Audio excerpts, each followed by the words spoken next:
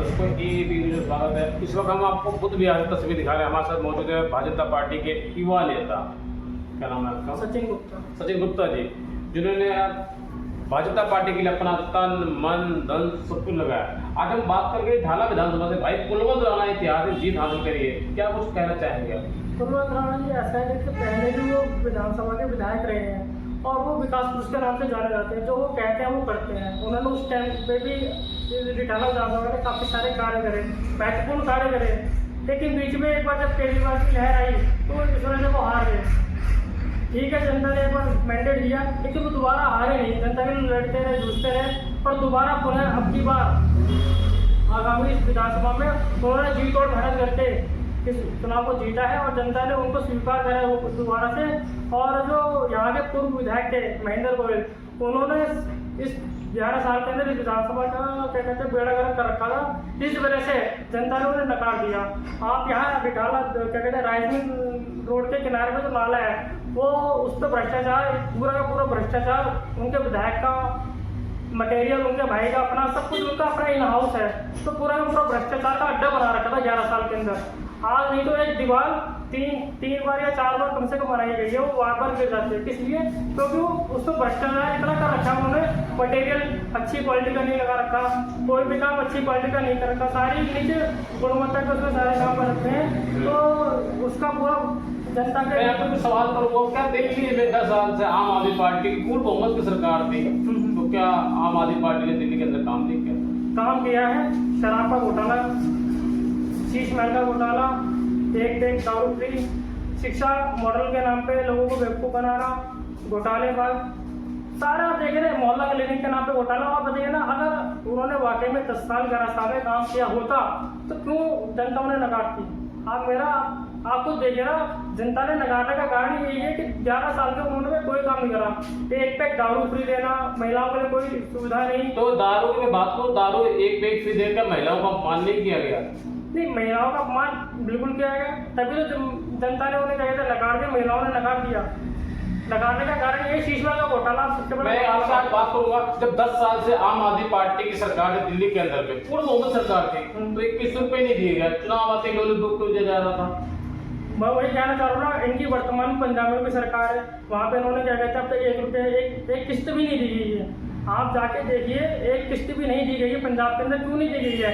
क्योंकि सरकार इनकी वहाँ पे लेकिन नियत नहीं है, फंड नहीं है। फंड कहाँ से आएगा? इन्होंने सब अपने ऊपर खर्च कर रहे हैं। मेरा आपसे पहला और आखिरी सवाल, देश के प्रधानमंत्री नरेंद्र मोदी ने कहा था अब नहीं सहेंगे, बदल कर रहेंगे, तो किस तरीके से आप लोगों ने जमीनी स्तर पर काम किया, लोगों को समझाया कैसे? जो है दिल्ली में बहुत मुश्किल काम था, आम आदमी पार्टी की 10 साल से पूर्ण बहुमत सरकार। इसमें सबसे बड़ा जो अहम रोल है प्रदेश की तरफ से, जो भाजपा झुग्गी अभियान था, उसमें रात्रि प्रवास का तो सबसे बड़ा अहम कड़ी है, जो मैं मानता हूँ कि सबसे बड़ा अहम रोल। और जो इस कार्य को देख रहे थे प्रदेश के संयोजक थे विष्णु मित्तल जी, उनकी निगरानी में काम हुआ और उन्होंने बहुत ही संजीदा सही तरीके से काम करा कि मतलब रात्रि प्रवास कैसे यहाँ इस क्षेत्र में भी हमने रात्रि प्रवास करे हैं और लोगों तक डोर टू डोर कैंपेन करा है और लोगों को समझाया है कि चीज इस 10-11 साल में आपके साथ क्या हुआ है, मोदी जी ने जो कहा है वो करा है। जहाँ झुकी वही मकान आपके सामने अशोक विहार में उन्होंने उद्घाटन कराया और 2-3 जगह करा। सीएम रेखा जी बारे में क्या कुछ कहना चाहिए? बड़ी स्पीड में काम करवा रहे, दिन भी नहीं देख रही, रात भी नहीं देख रही, रोडों पे रात को 2-2 बजे तक रोडों मारे।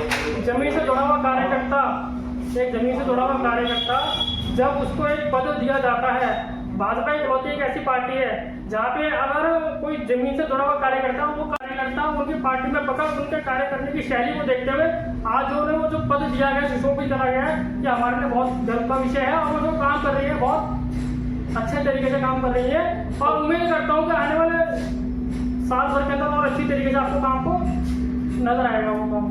मेरा आपसे खास सवाल है, क्या दिल्ली में भारतीय जनता पार्टी की पूर्ण बहुमत की सरकार है? अगर मैं बात करूँ तो डबल इंजन की सरकार है। बिल्कुल।